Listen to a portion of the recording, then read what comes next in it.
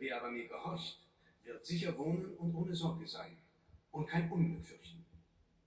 Denn der Herr gibt Weisheit und Erkenntnis, dass du nicht geratest auf den Weg der Bösen, noch unter die Leute, die Falsches reden.